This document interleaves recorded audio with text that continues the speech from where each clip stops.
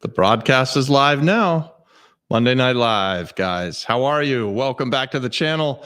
And I have my friend who really doesn't need any introduction because I seem to just brag about him on every freaking thing that I'm doing recently, Zachary Postil.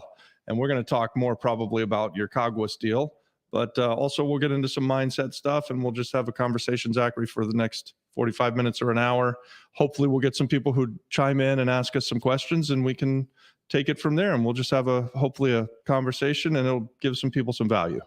Say hi to everybody and introduce yourself. Thank you, Robbie. Thank you so much for inviting me. I really appreciate this. And thank you so much for inviting my partners. I know Josh and Sati have been over here recently and been talking about Caguas and the mastermind and how awesome it's been going, so I'm really grateful. This is really awesome. Truly. Thank you. Yeah, I appreciate you coming too. And yeah, having Sati and having Josh come, and, both of those were really exciting interviews for me. Just one with Sati first, who we just put out. We haven't put the Josh video out yet, but Sati's video, it was really cool to go on that bus trip and watch her get so excited. I know, man. About what you guys are doing there. So that was very cool. And I was glad to get to talk to her, and she's kind of a natural. So hopefully I'll get to have her back on. Yeah, and she was telling me that she might be moving out here at some point. Whoa, really? Yeah. So I really am excited for the community that we're building as a whole, and I hope to have more of these masterminds and bus tours where people are excited and want to actually move down here and contribute to what we're building. Yeah, and Sati should move here. She's living in California. You got to escape the oppressiveness of that state. Yeah, California is awful. It's beautiful, but it's just a terrible place to live, right? Absolutely. Like, come to Puerto Rico where it's safe. It's safe. It's safe. You don't have to pay all of your money out in taxes. It's much better here than there. Absolutely. There's no question about it. I'm not joking at all. Please, if you're in California, leave as fast as you can. They're trying to take half your money. Absolutely. And if you're a businessman, oh my gosh, they're just so oppressive to business owners. Entrepreneur. This is something that I actually in 2023 I want to dive more into, because I know there's a lot of opportunities with young entrepreneurs that I'm not utilizing, because with lending and with grants and different stuff that I've really just scratched the surface of. And there's like everything else in Puerto Rico, there's the data is out there, but it's difficult to find. So I don't even know if it's out there, but I think it's attainable. We just got to find the right. And so you are a young entrepreneur. You've got a decree, or I don't know how that works, but you started a business through the Young Entrepreneurs Act. Yeah. Tell people, what does that mean? Because I think many people who are listening to this won't realize that just by being young, you can take advantage of this. And young is under the age of 35. So I got in just below the threshold. I'm 36 now, but when I got here, I was 34, and I put in the application for this decree. If you build a business or you bring a business over here, you're under 35, you can essentially get 100% of your first $500K that you make, 100% tax-free. How long do you have to make $500,000? 5 years. You have 5 years to make, so $100,000 a year tax-free. Tax-free. And it could be $500,000 in year one tax-free. Exactly. But once you make that, then what happens? Then you have to pay regular full fare? Yeah, I believe so. I need to get more information about that, but it's intended to try to bring more businesses over to the island and keep people. But keep it close. The closer it is, the better the sound. So we got a new setup, guys. We're in our sort of impromptu studio in what will soon be an Airbnb. So maybe someone watching this will come and stay in this place. It's a really great apartment that my wife's designing, and we hope to have it online in the next couple of weeks. It was supposed to be February 1st, but we're going to miss that. I love how everything's multi-purposed, right? It's Airbnb / studio / we got to maximize the space and maximize the time. Well, we're looking for a permanent home too, right? Like, so we like it here. The air conditioner's not noisy. It's nice and cool. It's a pretty good, comfortable setup. So yeah. I remember the last video I was at, I was sweating a lot. Oh my God. Yeah. If you look back at some of our old videos from the studio, I will just be soaking wet because we will have the air conditioner down to like 32 degrees Fahrenheit. And then as soon as you turn the lights on, it cooks you. Yeah. So here it's a lot more comfortable. So for sure. So I was at Carpe Diem yesterday. Do you know it got 50 degrees over there In the mountains? In Bayamon. It got yeah. 50 degrees yesterday. Yeah, yesterday. No way. It's insane. You had to actually wear a jacket. The only place I've ever worn jackets is in like Luma buildings or when I go to the Crim office. Yeah. It's so over air conditioned, but yeah. So 50 degrees, guys, if you haven't ever been to Puerto Rico, that's freaking cold.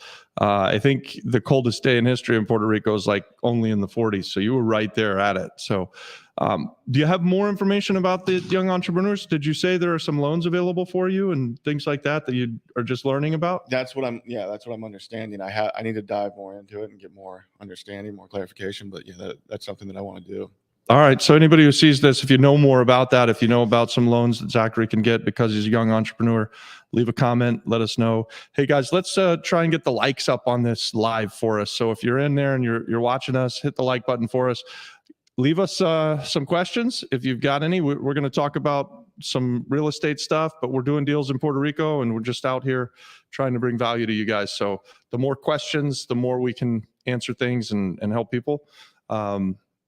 So Zachary, let's talk about Caguas, right? Because I've been talking about Caguas a lot. In fact, I'm sorry, I want to go back.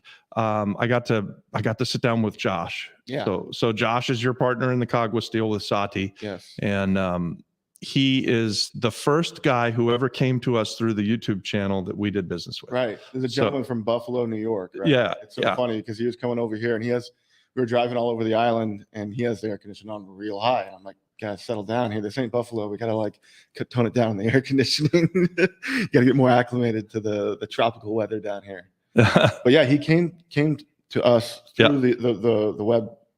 Well, I saw video and he had been here before. He had decided that it was just difficult. And then he happened to 3 or 4 months later find a video that I had put out there. Then he came to the island and kind of did a tour of his own where he went around and looked at the properties that we had videos of and contacted me. And we actually found a deal to do together. You've seen it, the 609 building. Yeah. And then now he's done a deal with you. And there's another deal that we're trying to do it together over in Isla Verde. And awesome. maybe even something else that we're working on right now that I just got that maybe we're going to try and put together, and you can be part of that too. So that's fun. I love, we don't make any money on the YouTube stuff.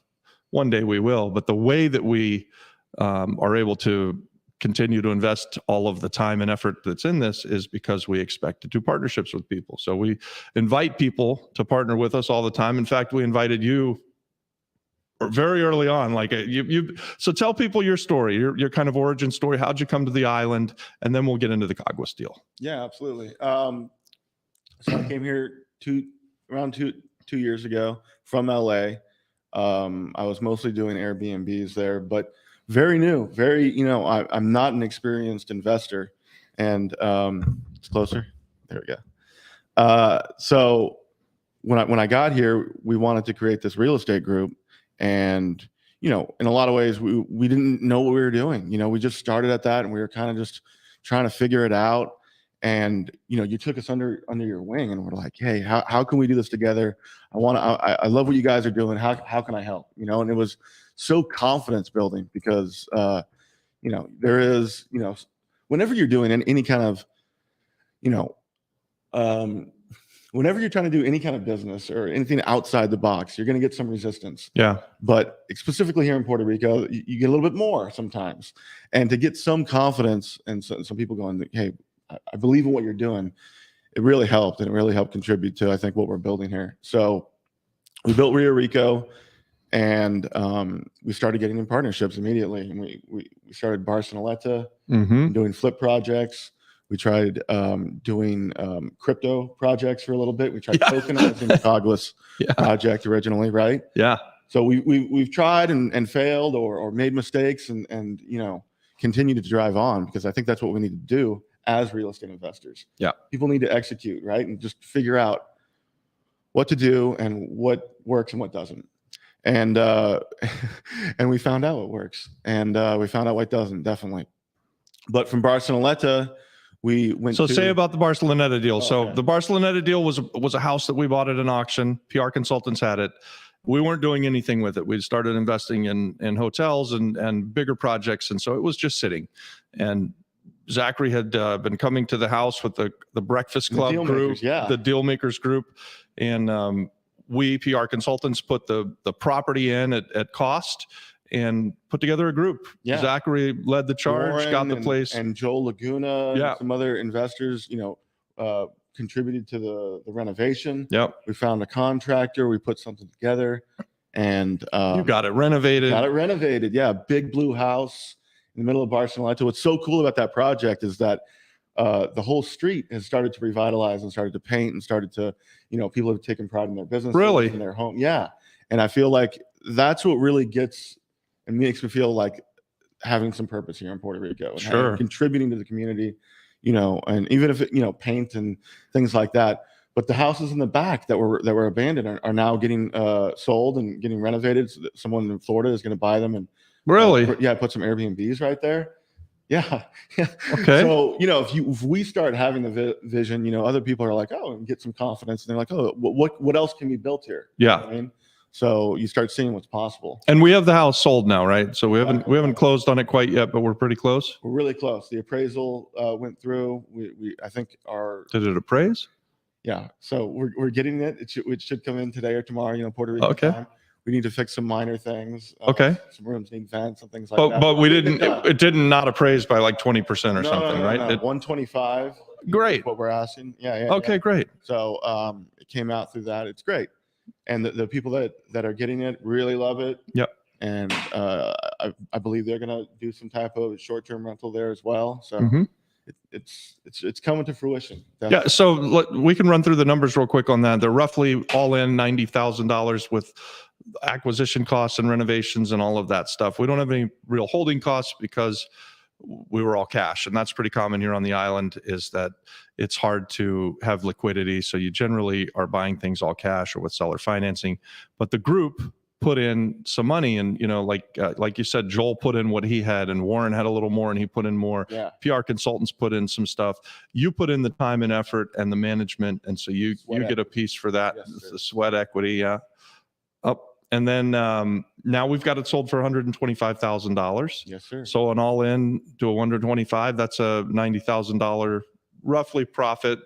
We'll have to pay some costs out of that, so we'll probably won't quite hit a 30% return, but it'll be close to that. And I think we built partnerships because of that. Yeah. And a lot of lessons were learned because of that, and a lot of and other projects have come. And at least 3 of you did your first deal. Like Warren had done nothing before that. Now he's bought something else, and maybe even on to the next one. So he's like killing it. Joel, who is a guy who runs a fairly big hotel here on the island. He's a really talented guy. Absolutely. He get to put some money to work. He's going to make a nice return, and he's certainly going to be ready to do another one. And you have already immediately moved on from that first deal where you're jumped into this Caguas deal, right? Yeah. So that's pretty cool.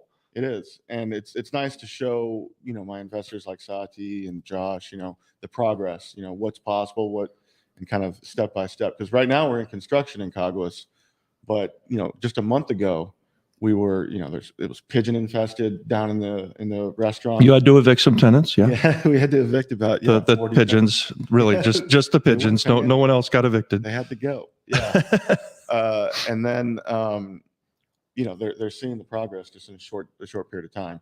And you can see kind of the finished product with Barcelona, for example, which came out great. Yeah. I mean, I think we would have sold it even quicker if it was right across the cemetery, right? So it was the quietest neighbors you'll ever have. Yeah. Right? Yeah. And we thought that was going to be the limitation, but it was actually the abandoned buildings in the back that was the limitation. Once we got those sold, we had a seller for our buyer. Yeah. For our place. Yeah. And the buyer got a really good deal on that. So we took a house that was sitting vacant for many, many years. I imagine that house sat vacant for 10 years. At least. The bank had it on the books forever, and we bought it at an auction. It took a lot to put it back together. So it was everything new, all new plumbing, all new electric, had to do some major roof repairs, had to replace every window and every door in the house, had to do all new floors, all new paint, Yeah. all new kitchen. Totally. I mean, it's a 4-bedroom, 2.5 bath house. It's a very big house for Puerto Rico for a nice family. And they're now going to get it with an FHA loan. Yeah, exactly. Uh-oh, I see some flickering on my screen. But anyway, so they're getting it with an FHA loan. So that's awesome. I mean, that story really works. And if we wanted to do that again through the Breakfast Club, we would love to be a part of that. So I know that there's other people now that have come and they're going to look at that deal and say, oh, I'd like to do something like that. We want to replicate that. Yeah. I think flips like that are needed. They're on both sides of the aisle. Investors want that. And, the island and people need houses here. So it could work. If you have any homes anywhere on the island that could be utilized that way, we could partner. We could figure that out. That'd be it could be the start of a beautiful thing. Yeah, definitely. So let's talk about, before we jump full on in Caguas, let's talk about the mindset that it took to put together your partnership. Because I think that there was a pretty big transition that happened in you. I've seen it actually, so I'm privy to it. But let's kind of tell the story a little bit. Yeah, absolutely. And well, I want to thank you because I think that you're you made a huge contribution to that. And I feel like I've changed a lot, and I don't think that I would have had the opportunity to do that as fast as I did without meeting you and without understanding truly. Ukraine was pivotal for me. Going to Ukraine with you and experiencing getting outside of yourself. It was one of the most difficult times as a real estate investor for me right now. The Airbnbs were not doing great. I was feeling very down. Crypto went down, and there's just a lot of scarcity in my head at that time. And it was like, now we're going to go on this Ukraine trip. Well, we should tell people about the Ukraine trip really fast. Sure. It was, I go on a mission trip usually every year. And for some reason last year, God put it on my heart to go to Ukraine. And so I invited Adon and you, and Drew came from Orlando. And so it was the four of us. We went over there having absolutely no idea what to expect. Obviously, Ukraine was in a war situation, but through Eurasia Partners, which is a nonprofit that I'm on the board of, we had been raising money for them really from the outset. As soon as the war started, we started raising money, and we had sent over about $700,000, right? Wow. So going over there to make sure that the money was going to the right place and that it wasn't just being taken in one door and shoveled out the next. Yeah. And we were able to do that and go and see it. And we raised some more money, brought additional stuff. We left the van with one group that we were with. We went and saw 11 groups in like 10 days, drove across that country back and forth, stayed well clear of any missiles, which was amazing. God was with us the whole time.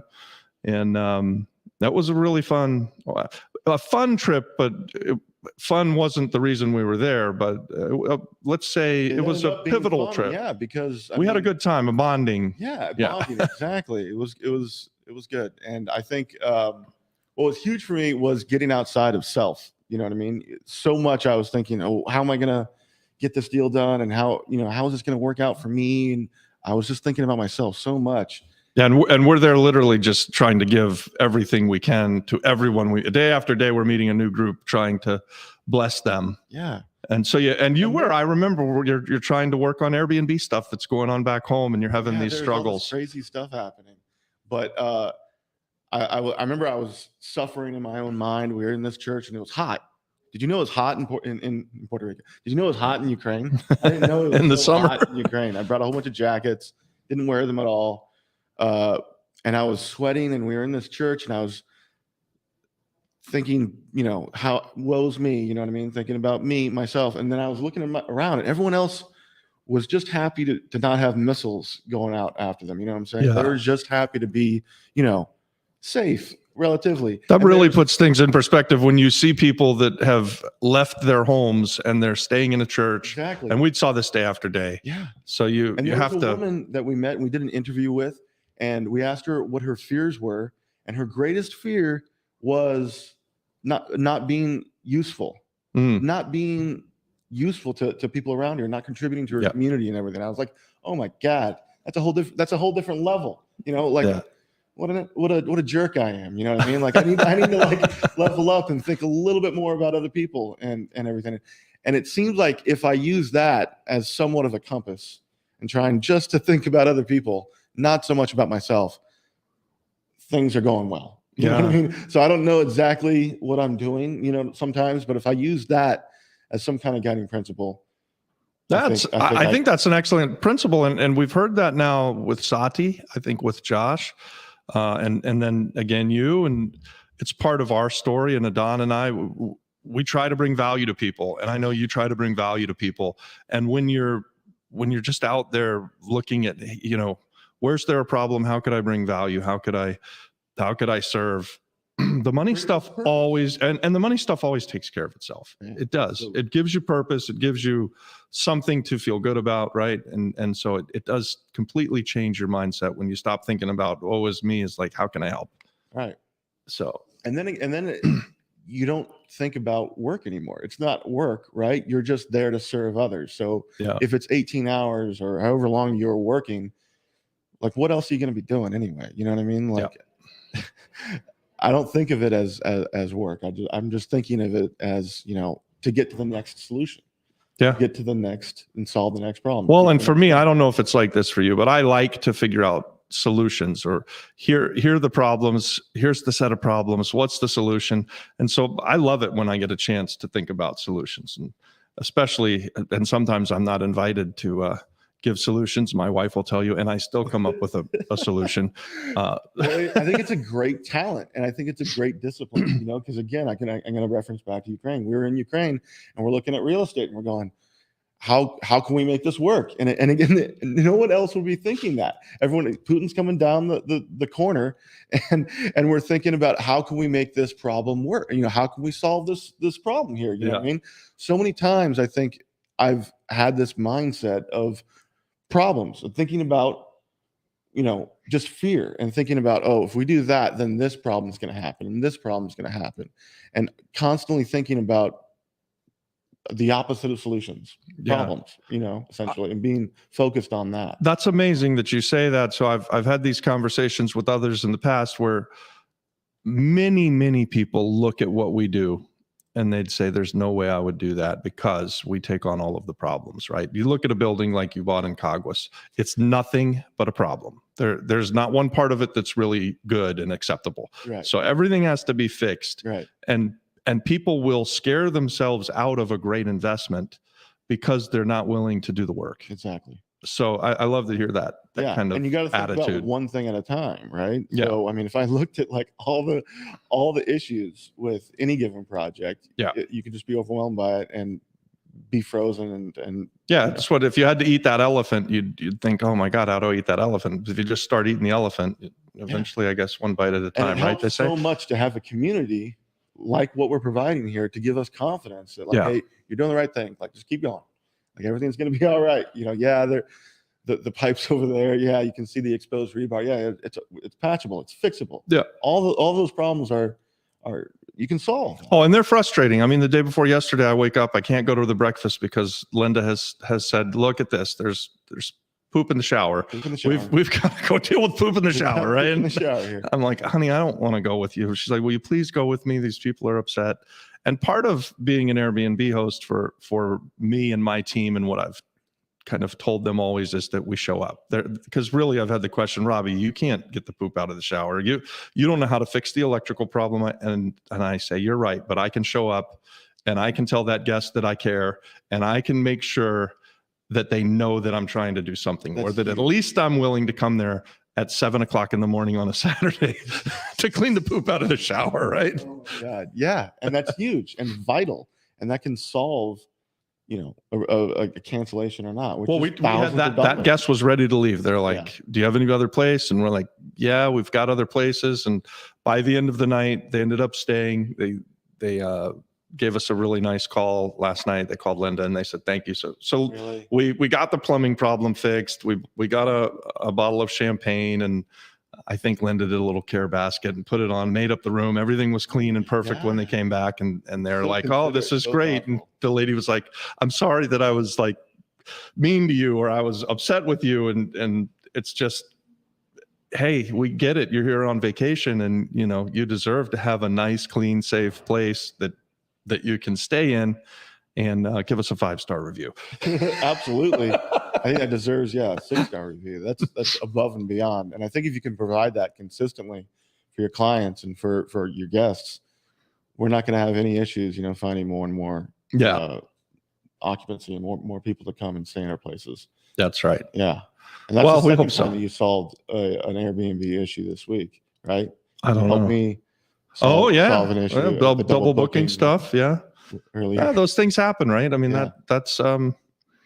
that's why we have a good community, and eventually that may happen to me, and hopefully you can help me out at that point. And absolutely, that's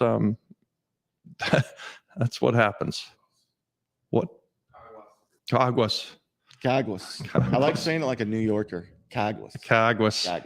So Caguas, you have the mixed use building there. You're gonna find, and I know that you went to Carpe Diem to find and show your team what you're going to try and provide in this restaurant, right? Like you're looking for a talented chef to come in, and we should invite people who are watching this. If you know a talented chef that wants to open a restaurant in Caguas, Zachary's got a killer spot. Yeah, it's going to be really cool. Open kitchen concept, huge space, over 2,500 square feet, something like that.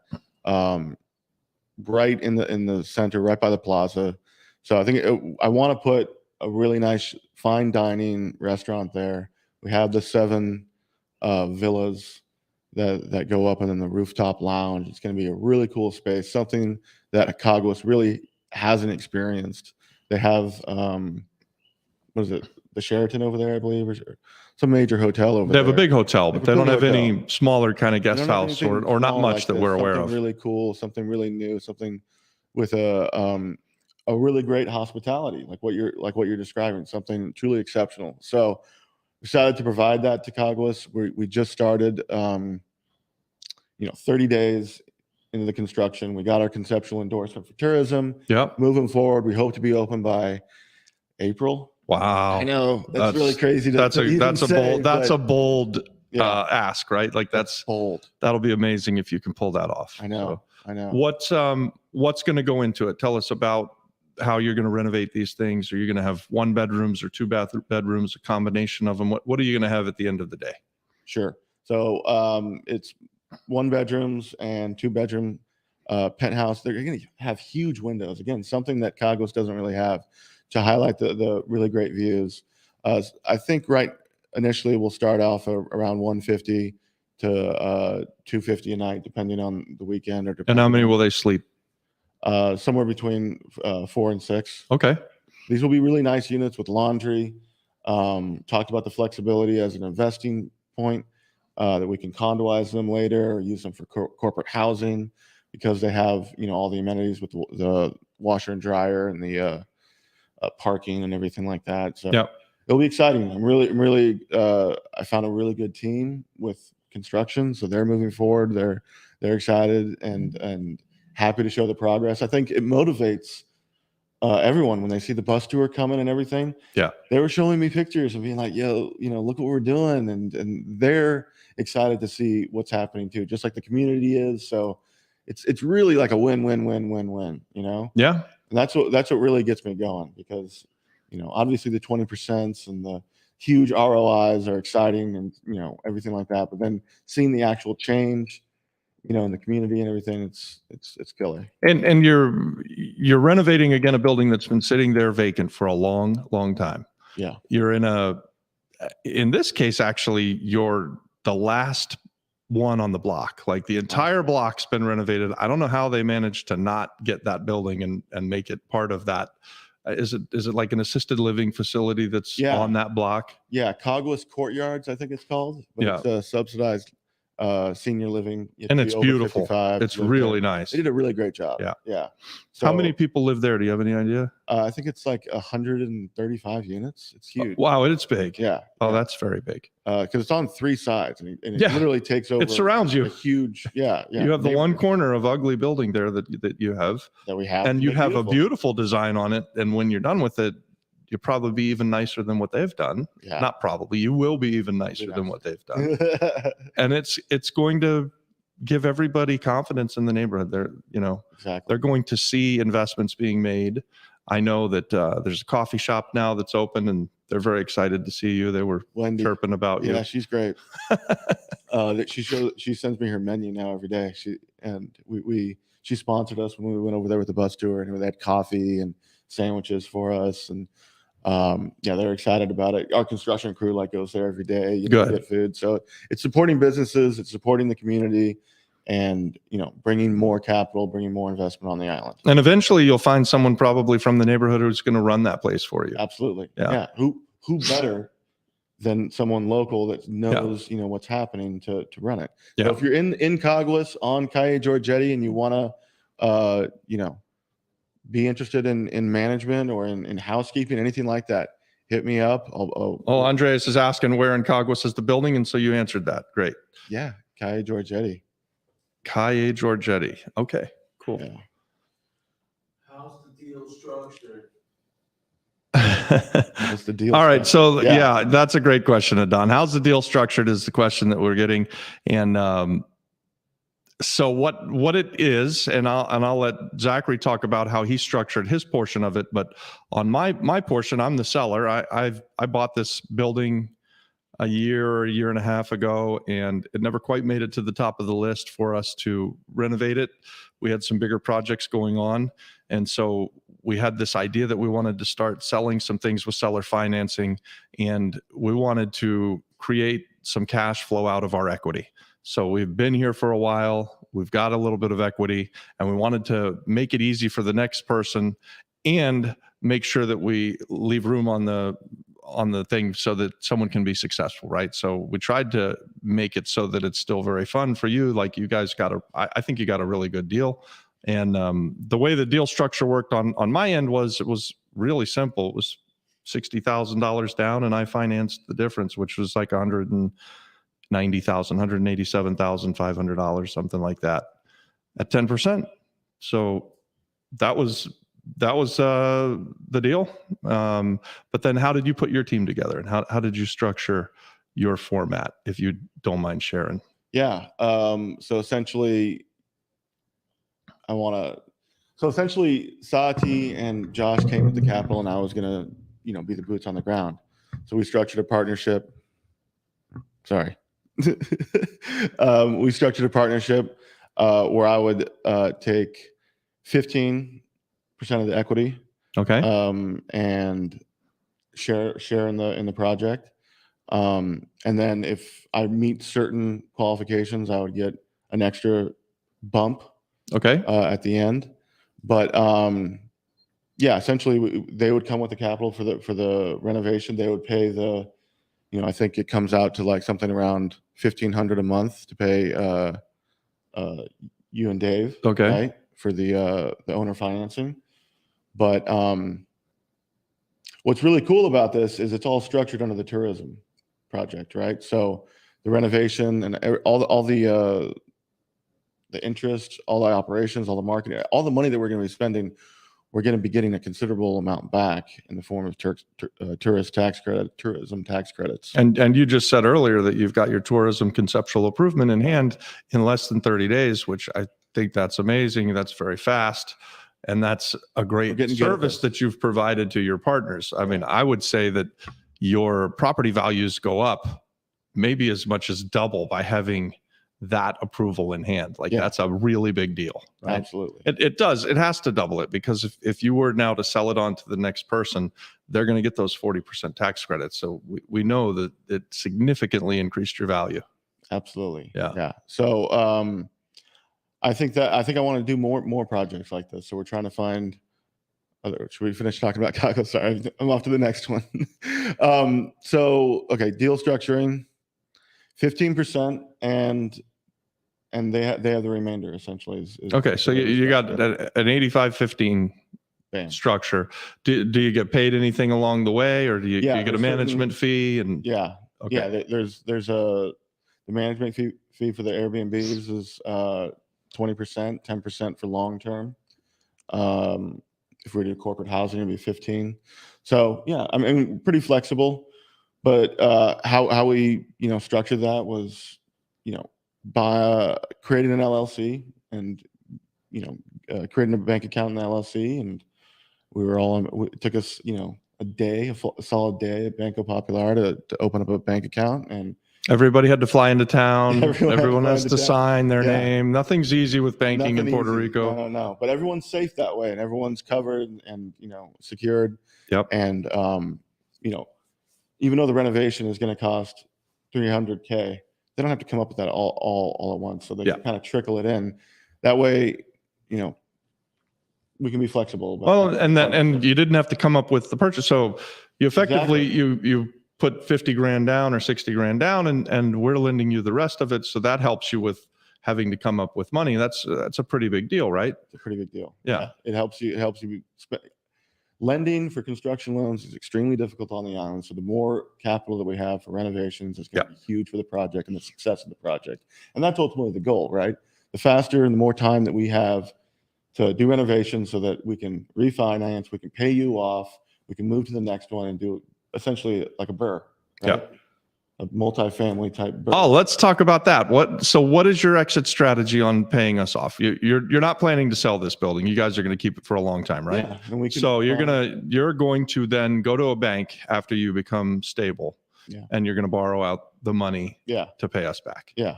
And hopefully, it will be worth a lot more in value. And maybe you can even pull back out some of the cash from your investors, and then you have it to go do another deal. Bam.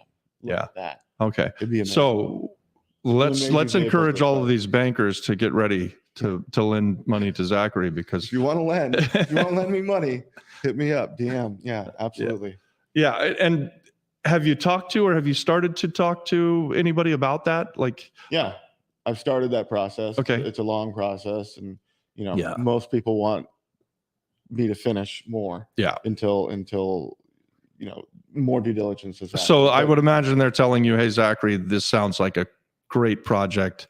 Go finish it and bring me 6 months of revenue. Show me 6 months of track record, and then we'll lend you money. Exactly. And then 6 or 8 months from then, maybe you'll be able to borrow money. So we're a year and a half down the road, and we've structured it in a way that it'll be okay for you to have plenty of time to get that done. So. Exactly.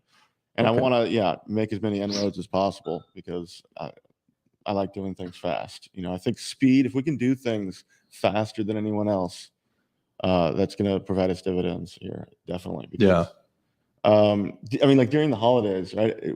Most of Puerto Rico takes off during most of the holidays. I was trying to continue, making inroads and doing as much work, even in construction with Caguas. We made so much, progress just in that 30 days. Because do your partners know that it was no insignificant feat for you to get people to show up to work? From actually between like Christmas and the Three Kings Day, it's really hard to get people to come to work, right? Really hard. That's just, I guess normally people take that time off. That's, the kids are out of school, and so family is really important here. But you got some people to come to work. That's great. Good job. Find a good group of like-minded individuals. They want to, build things with you. We're getting a question from Luis Diaz. What is the seasoning for cash out refinance and PR? Any changes in 2023? Wow. So I don't think either of us are banking experts, but I'll take a shot at what is a seasoning for a cash out refi. And I think that I'm going to direct you guys to Bill Halleck and Aceland Mortgage to really get the scoop on this. But I think that it's not different or much different here than it is in the States, which means that if you're going to do a cash out refi, it's at least 6 months of ownership before pretty much. And normally a cash out refi would be something that you would do on like a house, right? So I think that's probably like 6 months of seasoning or 6 months of ownership, and then you can go and get a cash out refi. But how much percentage are they going to give you? LTV is going to be like 60, 70%. Yeah. I mean, that's another good question. And again, we've got no debt on the island at this point. So we did have a loan for a little while, and then it got paid off. So we're debt free on the island right now. I think that it's probably something like 65 to 75% is fairly easy. And above that gets maybe significantly harder. Like it's just not as easy here as it is elsewhere. Like Orlando, Florida. Yeah. And if it has great cash flows, like if maybe it's a fourplex and you're living in one unit and you've now rented out the other 3, and you've got plenty of cash flow, and you can do a DSCR. Maybe you could get a higher percentage because depending on rents. Yeah, those it's not so on that stuff that meets Fannie Mae, Freddie Mae, and FHA. Pretty similar to the way that it works in Florida or anywhere that I'm familiar with on the East Coast, Georgia, and that kind of vicinity. I think they're largely similar. It's the other stuff like this building that you're talking about, where you have a restaurant and a hotel, that really seems to be tricky. Right. So we're really asking the community here if anybody knows someone who can help us navigate that. Like, we're going through it right now. You've got another deal that you're in with some of our friends, with Emron and with Fabienne, and you guys are a little bit further along down the road there, and you're trying to get debt on that. Let's talk about that, because we were talking about that and deal makers, actually, when you were busy cleaning up poo in the shower. We were talking about debt on the island in Breakfast Club, and I think his name is Ruben, who's a broker, a commercial broker, and has a lot of experience finding, lending and opportunities like this. So I'll know more, and I think we definitely found one of the guys that I think can actually do stuff like this on the island. So Ruben is speaking with Emron. I know that, and we've met with Ruben as well. And I liked Ruben. He was very straightforward. He told us kind of like it is, and he said that it's a long process. He wasn't trying to just generate business by saying, oh, we can do this in 30 days. And I'm glad, because I know that would have been bullshit anyway. And the fact that he kind of told the truth really gives me hope that he can do it, right? Like, he's not sugarcoating it. Yeah. He's saying, hey, what you've got is something that's going to take 6 months from approval. Like, we're going to say, yes, we can do it. And then 6 months from now, it's going to get done. So we've been talking to him for about 5 months. So in about 30 days, we're going to be really Amen. I hope that happens. And that would be great news to hear that. I think it'd be great for us. It'd be great for the island, because doing projects like that and getting funding helps execute them. Helps finish them up. If we get liquidity in these kinds of ways, if we start to have the ability to borrow money back out on rental portfolios or on small boutique hotels, it's going to free up so much capital, which will then immediately get reinvested back into the island. So it will really help the island once we get back to where we have a stable banking system and we can get liquidity. So beautiful thing. Yeah. What else, Zachary? What do we want to talk about? Well, I think tourism projects are really great on the island, and I've been looking at more tourism projects to get involved in. So if anyone, has any 7 units or above is the qualification. Between 7 and 14 units, somewhere between 100 to 500K, anywhere on the island. That's what I'm looking for. Okay. And fixing them up, finding partners that want to contribute and want to contribute capital to projects like that, get them renovated, and then do it again, rinse and repeat. Me and Josh were looking at projects, and I was looking at it with Emron and a couple other people. And so you've got now some people that are willing to back you, and you can probably put those kinds of deals together again and again, especially as you get further and closer to running some things. We're doing bigger deals even. What type of risk do you see on the execution end? Emron is asking, other than economic downturn. I think Emron's asking you, what kind of risk do you see on the execution end? You give that a go, Zachary. What type of risks do I see the execution? Essentially, the risks of I don't know how to answer that question. Well, I think finding the right people and the right team is huge. But ultimately, like what you said, it comes down to you. Sometimes the buck stops with you and you having to execute on this stuff. So time essentially is the biggest risk with a lot of this stuff. Just not having the time to do it. I'm gonna have to spend all day tomorrow at Aqueductos and Luma trying to get electricity and water, and I'll probably only get it on one of my projects. And the ladies know me there already. They actually know me, and they're like, "Oh, okay, I think the gringo's here." I think, Imran, too, time is the big one, right? Like that's a big risk. It's something that we come across every time where we go into these projects and we try to map them out and we try to put together a timeline as to way things are going to happen. You said hopefully you're going to be open by April. Yeah. If you're able to do that, man, that's amazing. It's a home run. The risk is there that won't happen. Yeah, I give myself, I mean, like on paper, it's sounds good on paper. It sounds really good. I got a year on paper. Oh, okay. That's how much time I actually bought myself before my partners go, hey man. But yeah. I'm that positive thinking, and I want to have that goal. Yeah. You know what I mean? I agree. You should have that goal. Right. Like even if I hit, July, it's still going to be really awesome. You know what I mean? We have a one that we're working on in Miramar, and we are also trying to do by April. We're a little bit further ahead than you. We've had our permits for like a week longer than you. But we're a year behind. Yeah. But we were there today, and now we're like, yeah, we think we could probably be open by April, and still it's scary to say April 1st we're going to be in business because we just know how hard it is on the island. Imran knows as well. The big risk is that things don't go as quickly in Puerto Rico as we maybe map them out to go. Yeah. The great thing about the island and buying things really well is that you can absorb some of these time problems, and it's always been worth it for us. Like we've got a history of success, and yeah, we've missed some timelines, but we're usually getting a higher ADR than we mapped out. We're usually having a higher occupancy or whatever. The neighborhood has gotten better, and so appreciation's a real thing. And such a good point. So owning things for a long time helps, and yeah. I would advise to have multiple backup plans for financing, design, construction where possible. So Imran's talking from experience, and he's your partner on one of these projects. Yeah. Thanks, Imran, for saying that.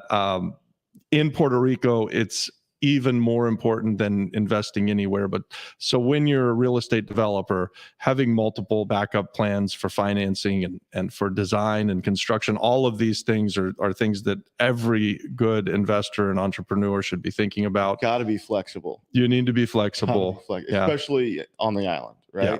But I think as investors in general, we got to be flexible, especially right now in this economic time. We don't know what's going to be happening in the next 6 months, but if you can have multiple options and, be able to facilitate that, I think that's going to help you be successful. Absolutely. Yeah. So I think Imran, he's trying to get some debt on your 1202, and he's running simultaneously with, full on doc loans, trying to get that from a couple of different banks, and hopefully one of them sooner or later is going to come through. Right. Definitely. And we have multiple strategies there. Do you? Let's talk about it. Okay, tell us. We have some backup plans. We're keeping that under our back pocket, in case we need to utilize them. But it's important to have different strategies. If we need to utilize hard money lending, we have a couple of people that we can use that with. You know what I mean? That's new too. So that's great that you have that now finally, because 3 years ago, there wasn't even that. You couldn't get a hard money loan even on the island. Right. The other backup plan, and this is the one that we've just used as our plan here, is that we put together groups where we put in the equity. Yeah. And our backup plan is to just put in more money. Yeah, essentially. And even more ideally, OPM and other people's money. Yeah. If we can utilize and give some equity or what have you, and we can work out some kind of. Yeah. Sometimes you need to change the equity stack. Not just the capital stack. The capital stack changes the equity stack when there isn't lending, right? So it's nice to be able to borrow money even if it's at 15% or something. Yeah. It's nice to be able for a short period of time. For a short, obviously you can't do that. It's nice that we can create businesses that could afford to do that. Right. That's great. But for a short period of time, because that's just stupid expensive. Any other questions out there that we haven't gotten? Nope. Ask more questions, guys. Hey, listen, thank you guys for tuning in too, and hit the like button for us. We're trying to see how many likes we can get on this. We're maybe about 50 minutes in, and I think we're having a great conversation. So tell us, your questions, and we will do our best to answer them, but leave a like for us. It really helps us. Do you have any questions for me, my man? What do you, yeah, absolutely. What do you think is the mindset necessary, to execute and get things done on the island? What do you think it takes to be successful here? Awesome. So I really subscribe to a mindset of plenty. I believe, honest in my heart, that there's more than enough for everyone.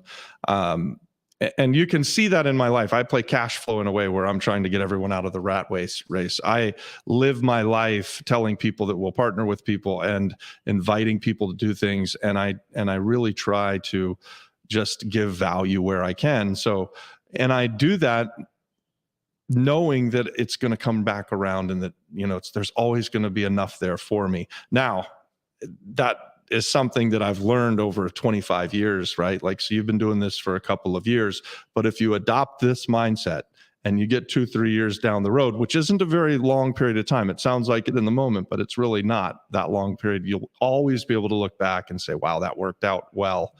I even had an abundance mindset when I was going broke in 2008. So, that's my thought, is that speaking things into existence is real, that staying positive and choosing to, in the moment, look for the how can I, so changing my mindset. And I still struggle at times about, man, I can't do this, or one of the things that comes on me more than I can't, like, I don't usually think I can't do something, but it does happen. But a lot of times I think I don't want to do that. And so then I have to figure out, how can I get somebody else to do that? So, given you shall receive. Do you see any legislation coming to the island that could hurt the short-term rental market? Man, so, there was something on your chats where somebody put something out, and I started to Google Translate it the other night, and I didn't get very far with it. But something is out there. Have you read that? Yeah, I've read little things about it. Yeah. In the very brief stuff that I saw, it looks like there could be an additional tax or something like that. Mm-hmm. I hope it doesn't pass. I don't even know what it's called, and I apologize.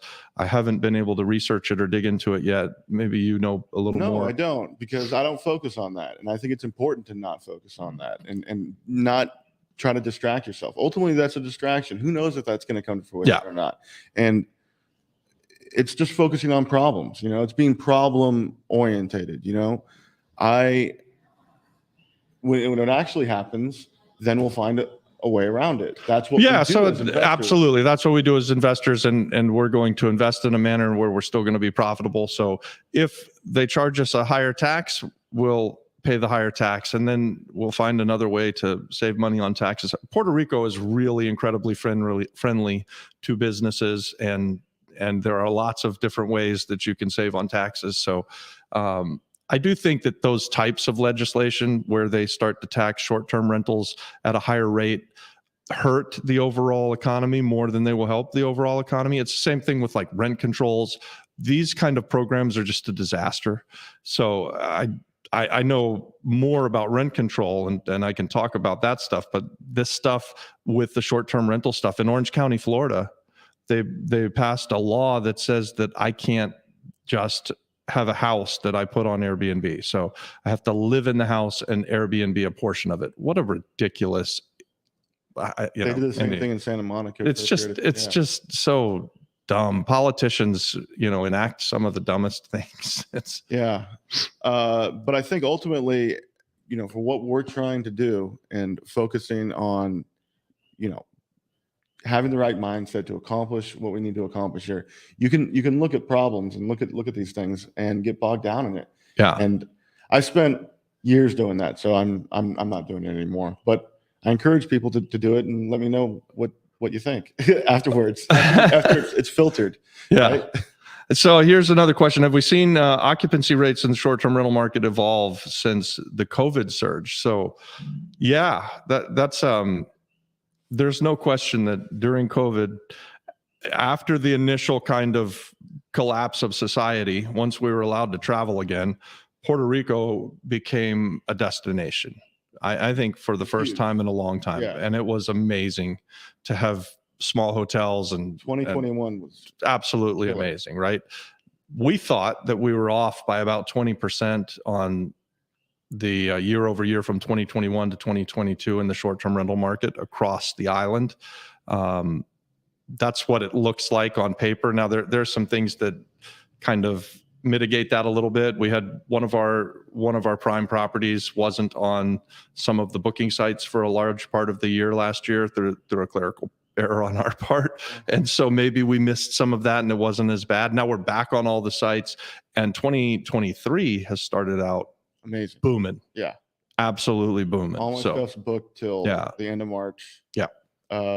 But yeah, the end of 2022, I would say we were second year quarter. over year better 2022 than we were 2021 for December, but almost every other month it wasn't as good.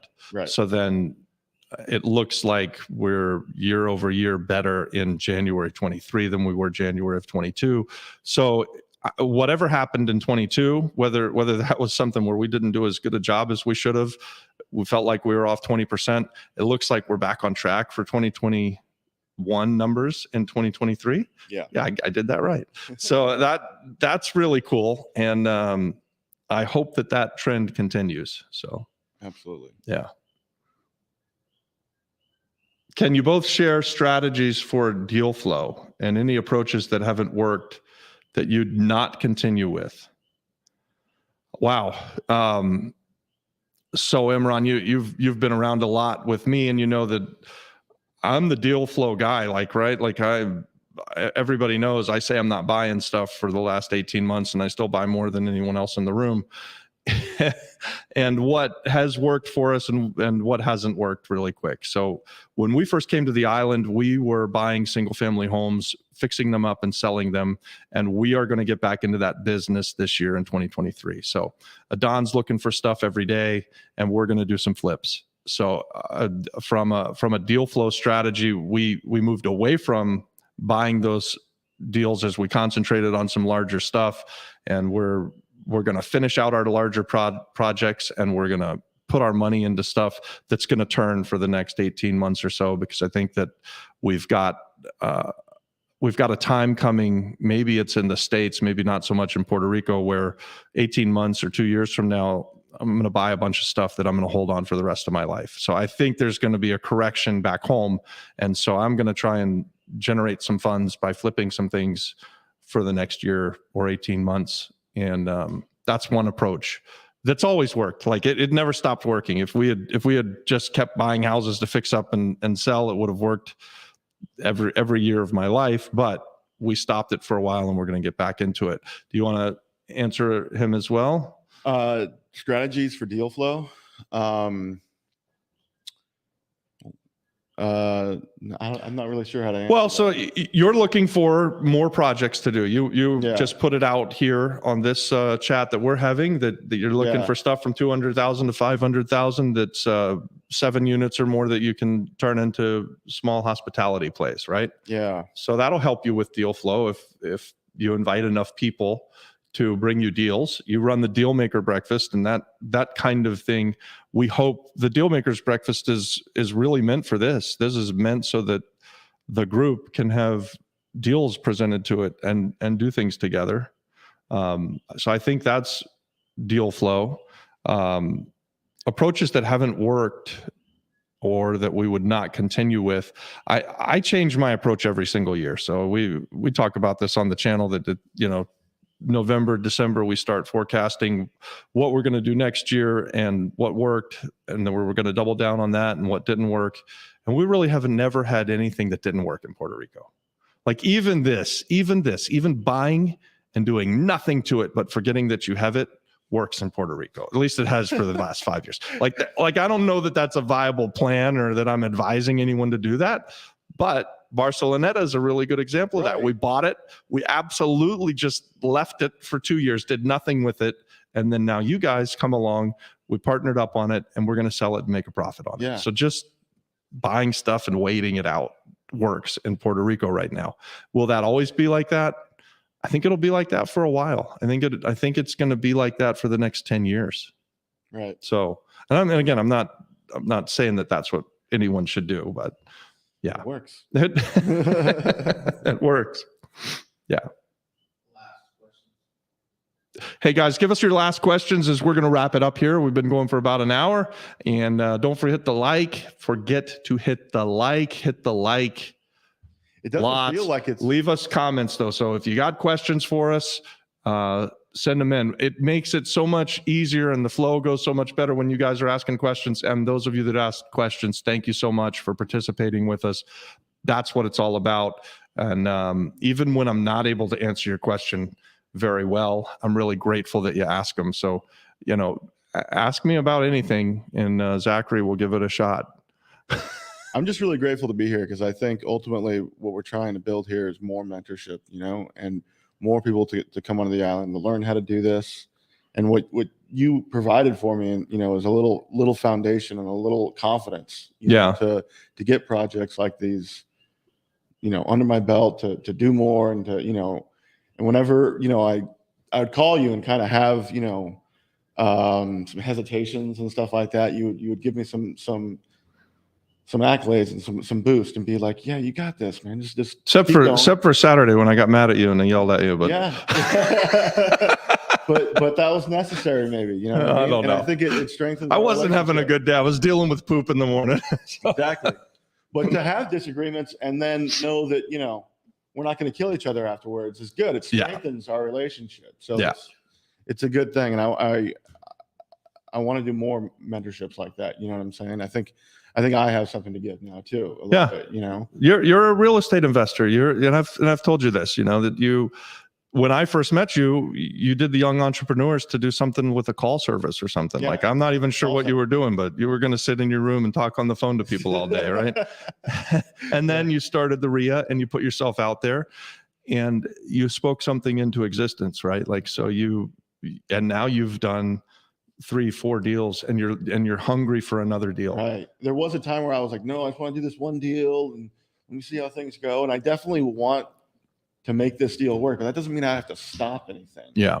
And I think that's key. Robbie, has social media helped you on the deal flow, and do you encourage this for newbies? It's hard to say, Imran. I think that the social media has helped me to connect with some people. Certainly, I partnered up with Joshua from, and Josh is on Zachary's team now doing deals. So that has helped. I mean, I can't deny that it's helped me for sure. It's given us credibility. It's given us some authority. We are able to invite people to come to the Breakfast Club kind of continuously. I believe that it's helped tremendously in helping to grow the RIA. Yeah, and just, I like to do the social media stuff because I like the interaction with people, and we're trying to grow a community here, right? So eventually we'll probably do most of our deals through social media. I mean, that is absolutely the path that I've put my company on, and that's why we invest in it so heavily. While we don't charge anything for anything that we're doing, we invite people to partner with us, and that kind of thing has come true and will continue to come true as people want to do deals with us, because we're out there and we're inviting people to come to Puerto Rico and do deals with us, or come to Florida and do deals with us. So it's absolutely helped.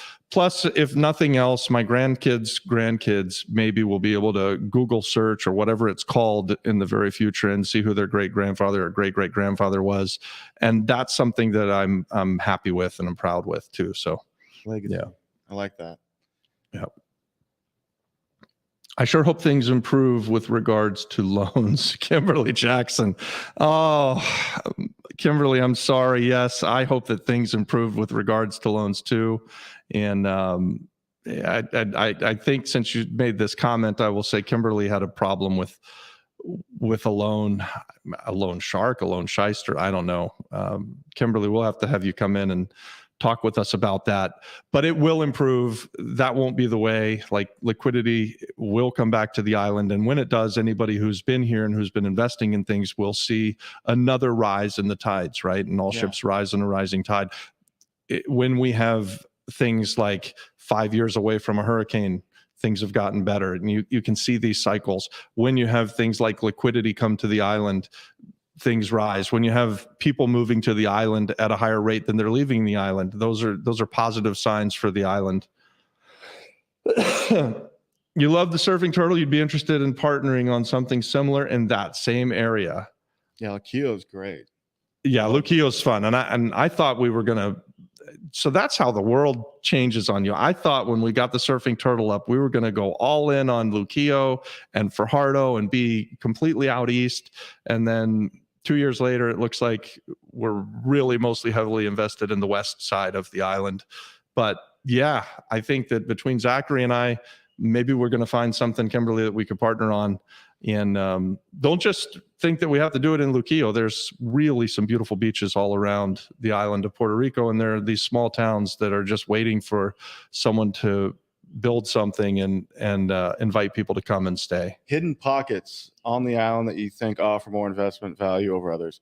I really love this question because, so I went to Mont Carpe Diem yesterday, which is a resort in Bayamon. Yeah. I knew there was a resort in Bayamon. Right. And it's like the best resort I've ever been to. This the space and everything that they've done with it and the people there, it's amazing. The food, the views, of course, the food. That's one of my hidden pockets, definitely, that I think offer more investment value. But I think just anything like that, because I related with Caguas. A lot of people, when I was pitching Caguas, they're like a hotel, like a fine dining restaurant in Caguas. Like, that's crazy. But I think you can make your own little Puerto Rico here. You can make your own private space. It really doesn't matter what the surrounding area is. Sometimes people thought we were crazy when we invested in the surfing turtle, right? Because it was a 4-unit house that was in really bad shape. There was only one tenant in there. She was paying like $300 a month to live in a dump, right? Yeah. Like power wasn't working, lights wouldn't come on, right across the beach. The windows were falling out of the walls. It's just it was terrible. Yeah. And we changed it. We changed it a lot, and we did what we think is a really good job there. And that's sort of our baseline. Like, everything that we've done since then, we try to one up it. Like, we're constantly trying to do better and build better. So I think, to answer that second question from Kimberly, that anytime you get outside of San Juan, you're in a hidden little pocket. Right. So, like, I know Kimberly's investing in Ponce. Yeah.